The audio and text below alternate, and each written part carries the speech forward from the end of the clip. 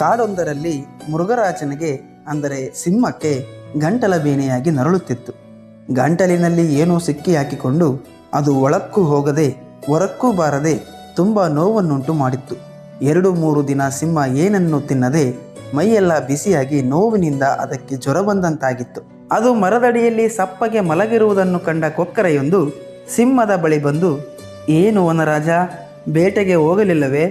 ಏಕೆ ಹೀಗೆ ನಿರುತ್ಸಾಹಿಯಾಗಿ ಕೂಳ್ತಿರುವೆ ಎಂದು ಕೇಳಿತು.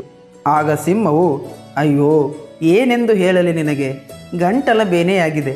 ಗಂಟಲಲ್ಲಿ ಏನೋ ಸಿಲುಕಿದಂತೆ ಭಾಸವಾಗುತ್ತಿದೆ. ಕೆಮ್ಮಿದರೂ ಹೊರಬರುತ್ತಿಲ್ಲ. ನನಗಾಗುತ್ತಿರುವ ವೇದನೆಯಿಂದ ನಾನು ಸತ್ತು ಹೋಗುತ್ತೇನೇನೋ ಎನಿಸುತ್ತಿದೆ ಎಂದಿತು.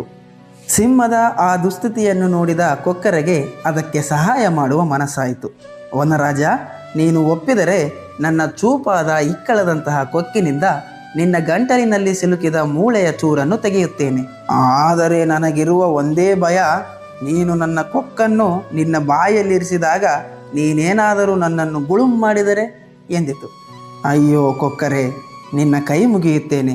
ನನ್ನನ್ನು ಈ ನೋವಿನಿಂದ ಪಾರು ಮಾಡು. ನಾನು ನಿನಗೇನೂ ಅಪಾಯ ಮಾಡುವುದಿಲ್ಲಪ್ಪ. ಬದಲಾಗಿ ನಿನ್ನ ಉಪಕಾರಕ್ಕೆ ನಾನು ನಿನಗೆ ಬಹುಮಾನ ನೀಡುತ್ತೇನೆ ಎಂದಿತು. ಬಹುಮಾನ ಎಂಬ ಶಬ್ದ ಕೇಳಿ ಕೊಕ್ಕರೆಗೆ ಆನಂದವಾಯಿತು. ಅದು ಸಿಂಹದ ಬಾಯಿಯನ್ನು ಅಗಲವಾಗಿ ತೆರೆಯಲು ಅದಕ್ಕೆ ಹೇಳಿ ಇಕ್ಕಲದಂತಹ ತನ್ನ ಕೊಕ್ಕಿನಿಂದ ಸಿಂಹದ ಗಂಟಲಲ್ಲಿ ಸಿಲುಕಿದ್ದ ಮೂಳೆಯ ತುಂಡೊಂದನ್ನು ಹಿಡಿದು ಹೊರಕ್ಕೆ ತೆಗೆಯಿತು. ಗಂಟಲಿನ ಬೇನೆ ನೀಗಿತು. ಸಿಂಹವು ನಿರಾಳವಾಯಿತು. ಆಗ ಕೊಕ್ಕರೆ ಕೇಳಿತು, ನನಗೆ ಬಹುಮಾನ ಕೊಡುವೆ ಎಂದೆಯಲ್ಲ, ಅದನ್ನು ಕೊಟ್ಟರೆ ನಾನಿಲ್ಲಿಂದ ತೆರಳುವೆ ಎಂದಿತು.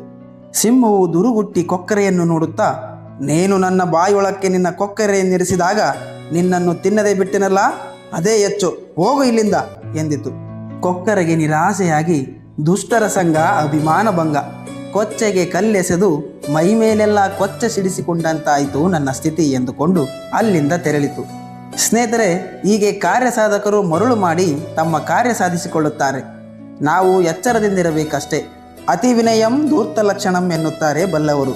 ಧನ್ಯವಾದಗಳು.